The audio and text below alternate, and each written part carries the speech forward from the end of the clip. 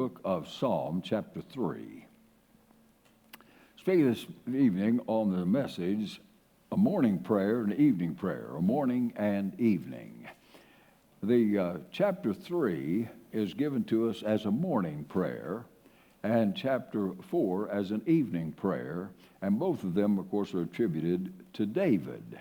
Now, we begin chapter 3. "O Lord," he said, "how are they increased that trouble me? Many are they that rise up against me. Many there be which say of my soul, there is no help for him in God." Selah. Now, the word Selah means pause and think of that. Give that some serious consideration. It's a musical inclination in the beginning. They used it in singing, and it indicated pause, stop, think about it, let it sink in. And so it's throughout the book of Psalms given to us in just that way. Now, what would be the occasion that would cause David to cry out like this? Well, those who are in the know about these, and all the Hebrew scholars tell us that it was because David was experiencing a horrible time in his life. He was the king, and Absalom, his son, had moved him off of the throne, and Absalom was taking over. Now, to follow through on that, we're going to go to the book of 2 Samuel and chapter 13. And there's some sordid details here given to us in 2 Samuel 13, and it begins this way. "And it came to pass after this that Absalom, the son of David, had a fair sister whose name was Tamar." Now these two, Absalom and Tamar, were blood sisters, same mother, same father. And Amnon, the son of David, loved her. Amnon was David's son, but of a different mother. And so Amnon was, verse 2, so vexed that he felt sick for his sister Tamar, for she was a virgin, and Amnon thought it hard for him to do anything to her. And Amnon had a friend whose name was Jonadab, and the son of Shimeah, David's brother. And Jonadab was a very subtle man. And he said unto him, "Why art thou, being the king's son, lean from day to day? Wilt thou not tell me?" And Amnon said unto him, "I love Tamar, my brother Absalom's sister." And Jonadab said unto him, "Lay thee down on thy bed, make thyself sick. And when thy father cometh to see thee, say unto him, I pray thee, let my sister Tamar come, and give me meat, and dress the meat in my sight, that I may see it and eat at her hand." So Amnon lay down and made himself sick. And when the king was come to see him, Amnon said unto the king, "I pray thee, let Tamar, my sister, come and make me a couple of cakes in my sight, that I may eat it at her hand." And so David sent home to Tamar, saying, "Go now to thy brother Amnon's house, and dress him meat." Now Tamar, in this case, is totally innocent. She is a fine young lady. She's a virgin lady, and she has a stepbrother, a half-brother, and he's sick. I'm going to go and minister to him. I'm going to be a good sister to him. I'm going to fix him something to eat, and maybe I can help nurse him back to health. He's sick. And so Tamar went to her brother Amnon's house, where he was laid down, and she took flour and kneaded it and made cakes in his sight and did bake the cakes. And she took a pan and poured them out before him, but he refused to eat. And Amnon said, "Have out all the men from me." And they went out every man from him.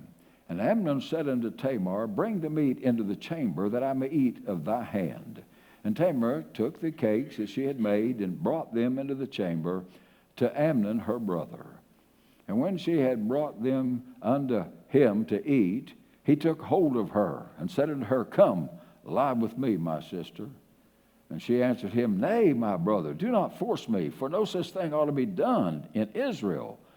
Do not this folly. And whither shall I cause my shame to go?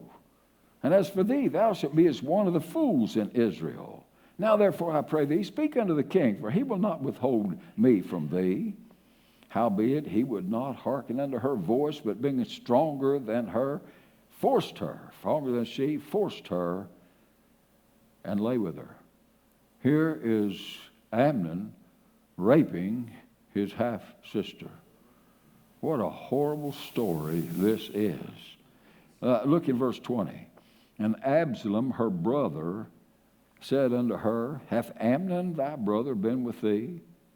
But now hold thy peace, my sister, he is thy brother, regard not this thing. So Tamar remained desolate, and her brother Absalom's house. But when the King David heard of all these things, he was very wroth, and Absalom spake unto his brother Amnon, neither good nor bad. For Absalom hated Amnon, because he had forced his sister Tamar. Look in verse 28. Now Absalom had commanded his servants, saying, mark ye now when Amnon's heart is merry with wine, and when I say unto you, smite Amnon, and kill him, fear not, for I have commanded you, be courageous and be valiant. Now Absalom is feeling like he is defending the honor of his sister, and so he has this feast, and he brings all these king's sons in, and he has a plot. And he said, now when I say so, we'll get him all liquored up, and when the time comes, I'll tell you, and we'll go ahead and kill him. And so he does that. He has his half-brother murdered because of the honor of his sister. Look at verse 34. When this happened, Absalom fled, and the young man that kept the watch lifted up his eyes and looked, and behold, there came much people by the way of the hillside behind him. They had told David that all of his sons were killed, and that Absalom had killed them all. But that was not true. It was only one of them, and that was Amnon. In verse 37, but Absalom fled and went to Talmaiah, the son of Amminahud, king of Geshur. That was his grandfather. Isn't that interesting? Because his mother was the daughter of this king in Geshur. And so he went to see his grandfather. And David mourned for his son every day. Verse 38. And so Absalom fled and went to Geshur and was there 3 years. And the soul of King David longed to go forth unto Absalom, for he was comforted concerning Amnon, seeing he was dead.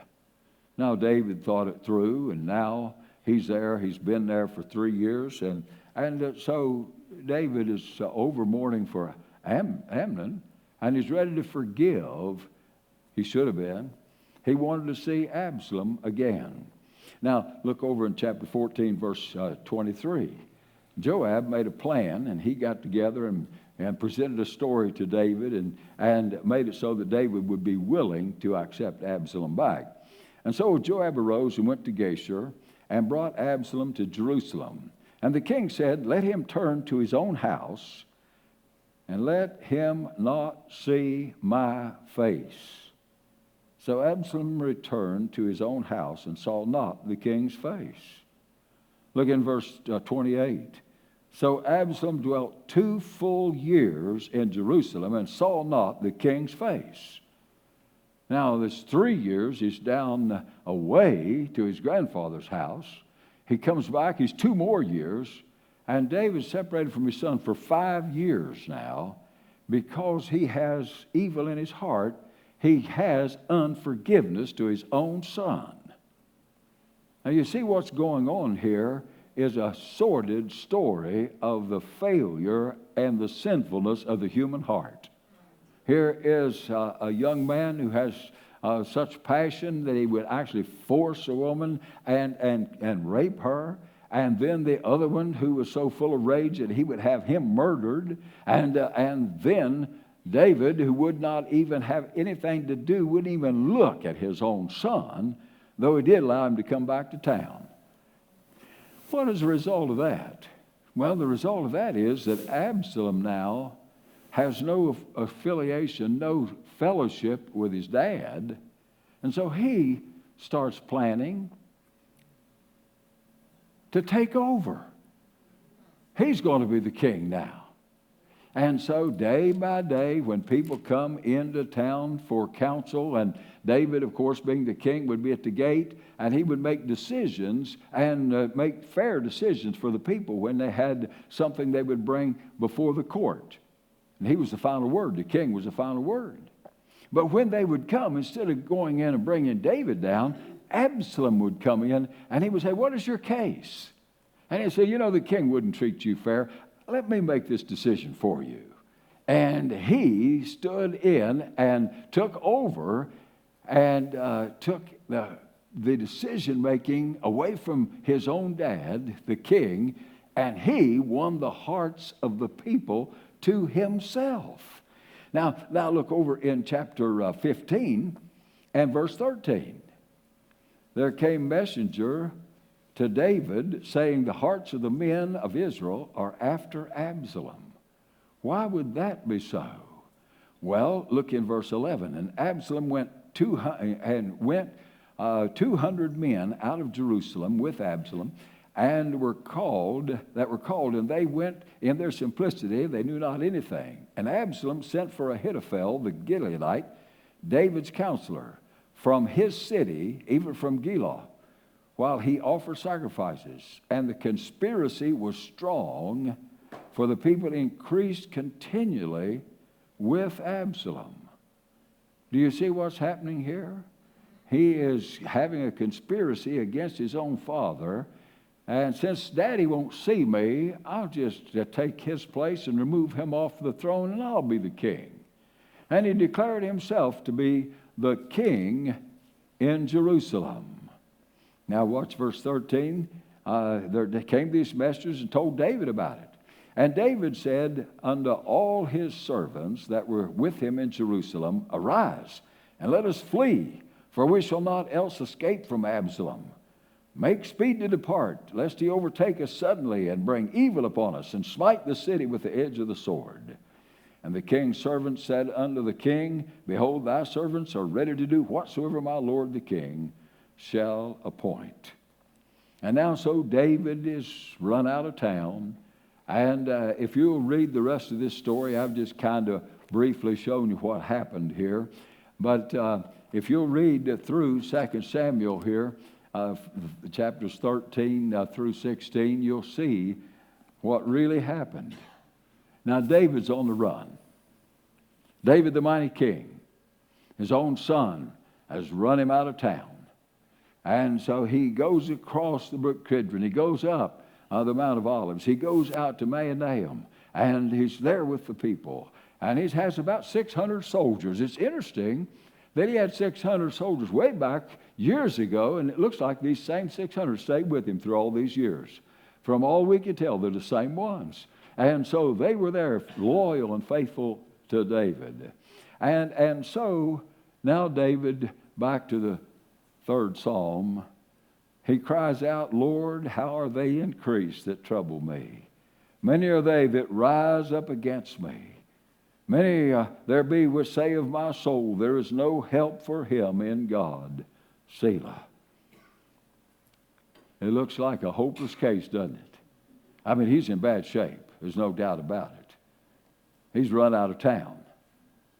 But let's look and see what else he does. "But thou, O Lord, Jehovah, art a shield for me, my glory, and the lifter up of mine head." Do you lift up my head? Here's my son going to take my head off. Here's my son that driven me out of town. And the Lord is still there, and I look at him. He's my shield. He's my protector, and he's the one that lifts me up when I am so far down. Then he said, "I laid me down and slept." This is in the morning he's saying this. And he said, "I had a good night's rest." And I read this, and I don't know, over and over again. And I thought, that's interesting to me, that David could say, even though he's been run out of town on a rail, even though his son has taken over, and he has no future as far as he can tell, I mean, where's he going to go from there? His son's got all those armies of Israel and all the favor of the people, and he is out of business, although he was still the king. And yet he said, I laid down last night, and I had such sweet, sweet sleep. Do you know what he's teaching us, beloved? He's saying, hey, no matter how big your problem is, and I don't believe that any of us have had a problem as big as David was having at this time. I mean, David was in trouble. He was run out of town. He wasn't escorted out of town. He ran out of town for his life. And yet he said, I prayed over it. And I called to the Lord. And then I was able just to lay my head back, and I just had the sweetest sleep. I laid me down and slept. I waked, for the Lord sustained me. Now, the word sustained here is a word that means he was my stay. He was the one who sustained me. He's the one on whom I could rely, and I could lean on him. That's the literal meaning. I could lean on him. When you study words, and I commend to you to do that, to get you a good Bible dictionary and study words.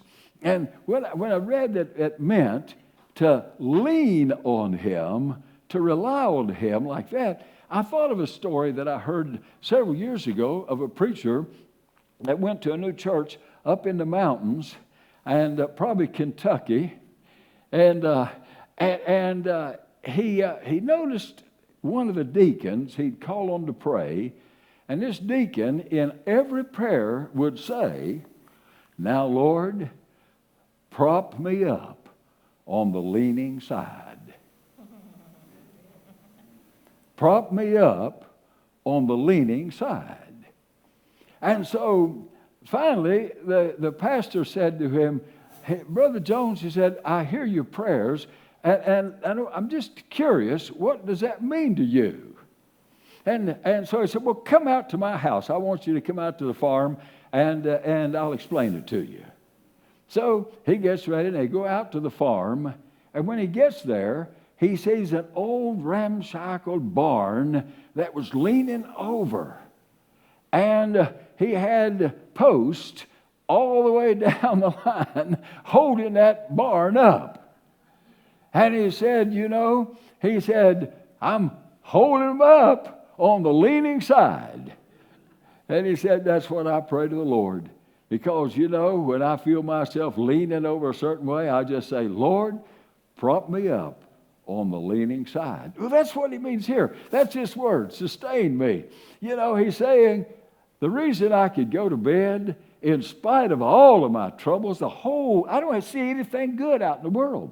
Nothing. I see no future out there at all. And yet, I could lay down and I could just have the sweetest sleep, and I could just enjoy it because I've learned to lean on him. We've often sung leaning on Jesus, leaning on the everlasting arms. And I'm learning to lean on Jesus. And beloved, that's exactly where we need to be. If you have any trouble sleeping at night, when troubles have come, and you're overwhelmed by trouble, then you need to say, "Lord, prop me up on the leaning side, and let me go to sleep and enjoy a good night's rest." That's what he's saying here. He said, this is what happened. Now, this is his testimony. This is in the morning. He said, "This is how I'm so refreshed, because last night I laid me down and slept. I had a good night's rest." Did you know you can't live very long without sleep? That's a reality. You have to have sleep. In fact, your health depends on sleep. Now, you can get too much sleep. That's true too. But most of us would not think about getting too much sleep. Some of us get up real early. I'm up around 4 o'clock this morning and praying over the service and seeking the Lord. But I still woke up refreshed. I woke up feeling mighty fine, you know. And this is the way that we learn to lean, and we go to bed at night, and we don't lay there concentrating on all of our problems. Instead, O Lord, thou art a shield for me, my glory and the lifter up of my head. I cried to the Lord my voice, and he heard me out of his holy hill. And so I laid down and slept. You know, it's really worthwhile for us to take time to consider what he's saying to us here, and not let the troubles of life keep us from having a good night's sleep. God's people ought to rest and get to sleep. Now look at verse 6. I will not be afraid of 10,000s of people that have set themselves against me round about. Now he knows that Absalom has an army of tens of thousands of people. He knows that by this time. And he knows they're marching, they're coming in his direction. And he said, you know what? I'm trusting the Lord. And so he said, I'm not going to be afraid. And so one of the things we learn from this is we can get a good night's rest when we're trusting the Lord, but also trusting the Lord removes fear. Whatever things come to us, whatever we're afraid of, most of the time it's of the unknown. We fear something we don't know what. Now, those who study those things say 87% of all the things that we worry about never come to pass. And I think that's probably true. And then they say 10% of the things that we think about and worry about that bother us are things over which we have absolutely no control. No reason in the world to worry about them. And the other 3% are those that we can deal with and take care of if we trust the Lord. So why should we be worried about anything? Why should we let worries come over us when we've got a God who cares for us? I will not be afraid of 10,000s of people that have set themselves against me round about. Arise, O Lord. I'm getting up. Rise with me. Save me. Oh my God, thou hast smitten all mine enemies upon the cheekbone. Thou hast broken the teeth of the ungodly. Up to this very hour, I haven't lost a battle. He said, from the time I went out and killed a bear and killed a lion, and he said, I used my bare hands and a sling. I slew Goliath, and I've won all these different battles, one after the other, one after the other. And Lord, you've always delivered me. So I'm going to trust you now. How many of us can say, God has never failed me? Can't we all just say that and tell the truth? He does not fail. He cannot fail. And so since God has prevailed in our lives and delivered us unto this hour, why should we not trust him for tomorrow and the next day and all of our lives? And so he said, salvation belongeth unto the Lord. Thy blessing is upon thy people. Think of that. Selah. Now, that is the morning prayer. Now he goes ahead and he lives, and chapter 4 is a continuation, actually, of chapter 3. And he said, now, you took care of me all night, and so here is my prayer at the end of the day. And this is a prayer before I go to bed. And look what he said. Hear me when I call, O God of my righteousness. There's the first thing that we can pray about. Our righteousness is not our own self-righteousness. It's Christ's righteousness that has been imputed to us. It's been accounted to our account. And so we're righteous in God's sight because of Christ's righteousness put on our account. Oh, isn't that great? I mean, his righteousness is perfect righteousness. There's no flaw in it. And so, God of my righteousness, thou hast enlarged me when I was in distress. Now, he's saying this after one full day, and this is not settled yet, beloved. I mean, the end is not yet. Did you know Absalom is still on his way? The armies are still coming, but he's made it through the day. And so he said, well, one day at a time. And God has enlarged me when I was in distress. Then he says, Lord, have mercy upon me and hear my prayer. I'm going to have a prayer before I go to bed, and then I'm going to lay down and everything will be okay. He said, oh, you sons of men, how long will you turn my glory into shame? How long will you love vanity and seek after leasing, which is falsehood? And you are following after the ways of sin. He's calling this out to those who were following Absalom. His idea here is these people, although they weren't present right there, he's saying, how long are these people going to continue on doing their wickedness? I think every one of us sometimes come to that place when we say, how long is this thing going to continue on without God's judgment? How long can this nation stand? How long will these wicked people keep increasing? How long will so much wickedness be and so much corruption be in government and all across our nation? How long, oh Lord, will they keep on in their wickedness? But now in verse 3, but know that the Lord hath set apart him that is godly for himself. Watch this. Everyone who's trusted Christ as Savior has been set apart by the Lord himself, separated from the sinners of this world. That judge was going to come, but we've escaped it. Amen. All is well. Absalom might be coming, but it's not going to bother me. God's going to deliver me. Absalom might have tens of thousands of his soldiers, and I might only have my 600, but it's going to be all right. The Lord is going to take care of me. Man, what a great prayer this is that he prays. And he said, I know that the Lord has set apart him that is godly for himself. And it was when he saves us to be a people for him, for himself. A people that would worship him and love him and praise him and give testimony of his goodness and mercy and grace and make themselves available to spread the word of the goodness of God to others. This is what he's saying. He set apart our people, his people, for himself. Now watch what he said. He said, the Lord will hear when I call upon him.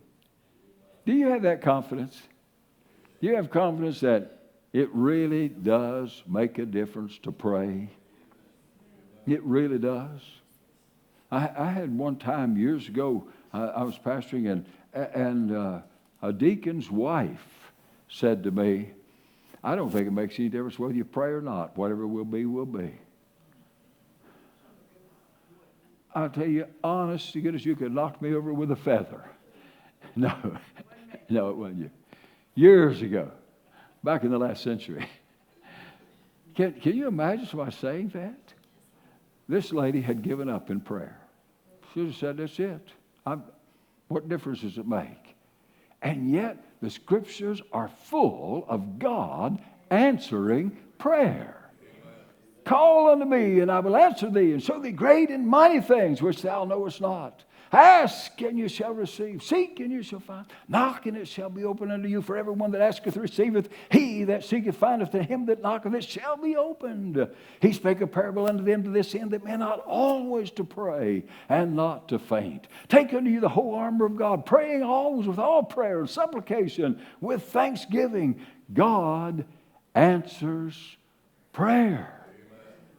And so David said, how many times in my life have I looked back and I said, God has delivered me when I was in trouble? You know, I think one of these things he might have been thinking about, you remember when he was running away from Saul back in the day when Saul was trying to take over? You remember? And Saul was the king, but he wanted to overthrow David because he knew that David had been promised of God to be the next king. He knew that. And did you know he had all of his soldiers following after David? And David ended up in a cave. You remember that? Yeah, and he goes back in this cave, and his soldiers are back in this cave, and there's only about 600 of them, and he's hiding in the edge of the cave, and Saul comes up with all his army, and David is there, and he's saying, "Oh, Lord, I'm in trouble. I'm in real deep trouble." But then he said, Saul decided to sleep outside the cave. They made a little tent for him, and he slept outside. And David said, "You know, I got to thinking, God put him to sleep. I think I'll just teach him a lesson." So he takes his sword and he goes down. Yeah, here's Saul, sound asleep. Here's his top general protecting him. And he takes him and he cuts the edge off of his garment, off his robe, and he takes that thing and takes it back home. Now his man said, "Hey, the Lord's delivered you, him into your hand. Won't you go ahead and slay him?" He said, "I would not touch the Lord's anointed." No, he's God's man. Even though he's out of the will of God and walking away, it's not my business to touch the Lord's anointed. And so he wouldn't do it. But he takes it, he goes back in the cave, and now he's saying, "Lord, you really have delivered me. You answer prayer. You are a God who answers prayer."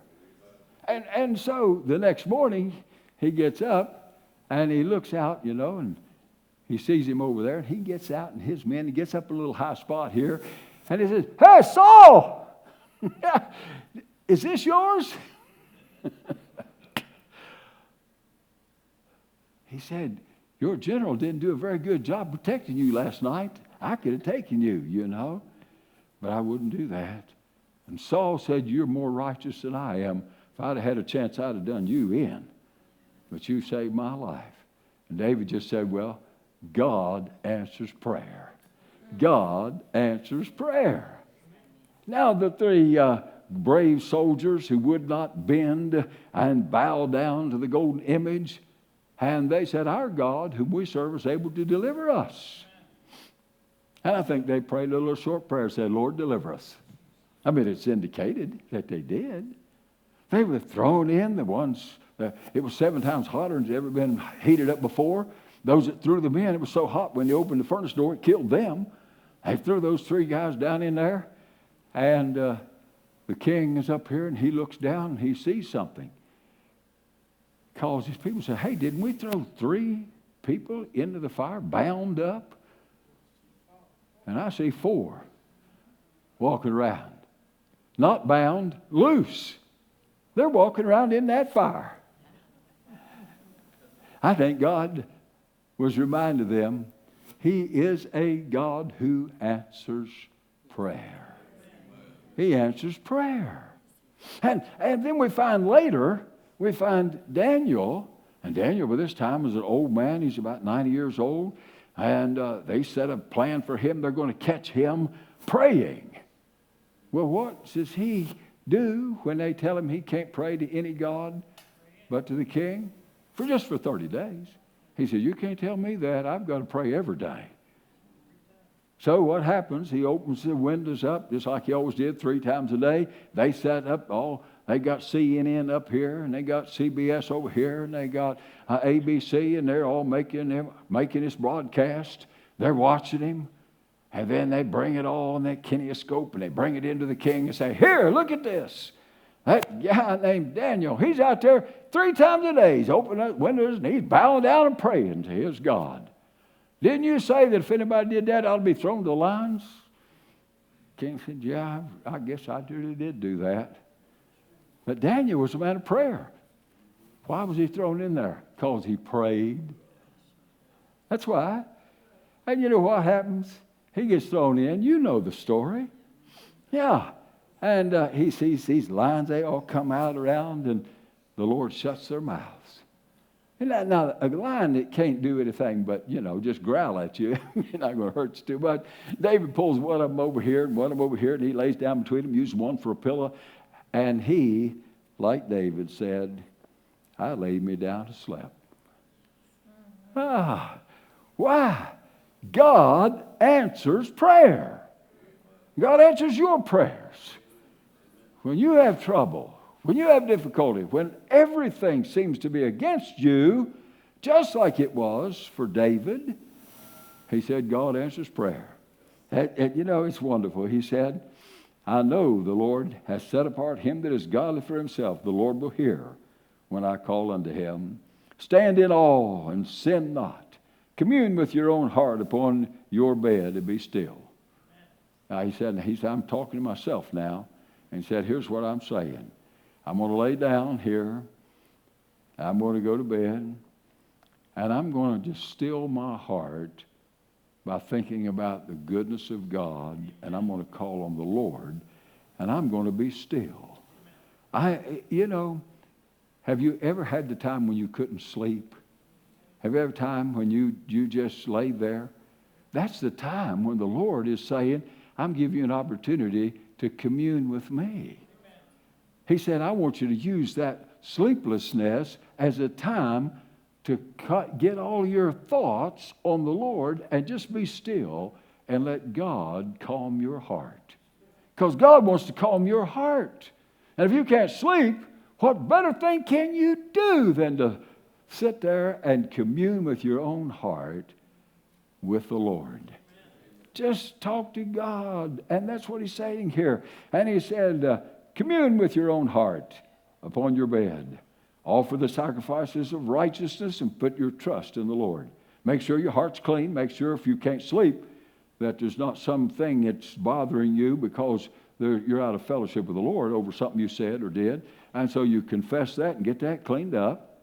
And then he said not only that, but trust in the Lord. Say, Lord, my confidence and trust is in you. And then what he said, many there be that say, who will show us any good? David said, man, they're all around me. Who in the world is going to show us any good?